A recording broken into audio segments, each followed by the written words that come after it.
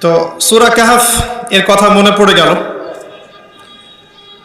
সূরাতুল কাহফ সেই সূরা যা আপনাকে মাসিহুদ দাজ্জালের ফিতনা থেকে বাঁচাবে।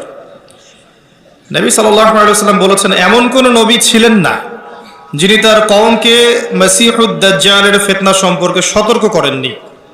এমনকি উদাহরণ দিতে গিয়ে তিনি বলছেন যে নূহ আলাইহিস সালাম পর্যন্ত তার কওমকে দাজ্জালের ফিতনা সম্পর্কে সতর্ক করেছেন। তার মানে নূহ আলাইহিস সালামের সময়ও দাজ্জাল ছিল পৃথিবীতে, তার অস্তিত্ব ছিল, কিন্তু সে বের হবে আখিরুজ জামানে, অর্থাৎ নবী সাল্লাল্লাহু আলাইহি ওয়াসাল্লামের উম্মার মধ্যে।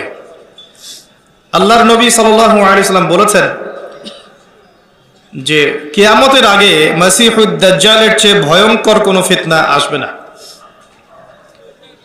আমি তোমাদেরকে একটা কথা বেশি বলতে চাই যা কোনো নবী বলেননি, আর তা হলো মাসিহুদ দাজ্জাল এক চোখে অন্ধ, কিন্তু তোমাদের আল্লাহ অন্ধ নন।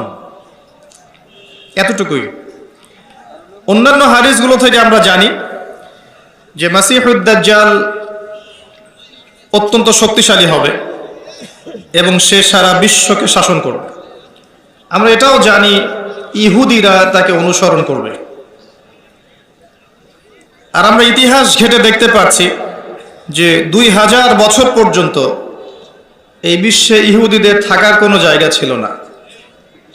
তারা উদ্বাস্তুর মতো ঘুরেছে এবং ফিরেছে। এমনকি নবী সাল্লাল্লাহু আলাইহি ওয়াসাল্লামের যুগেও ইহুদিদের 3টা গোত্র ছিল, বানু কাইনুকা, বানু নাজির, বানু কুরাইজা।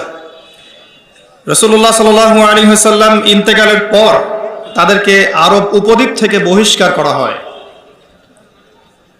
শতাব্দীর পর শতাব্দী চলে গেছে, তারা কখনো একটা রাষ্ট্র খুঁজে পায়নি, স্বতন্ত্র সার্বভৌম রাষ্ট্র ছিল না। তারা উদ্বাস্তুর মতো ঘুরেছে এবং ফিরেছে।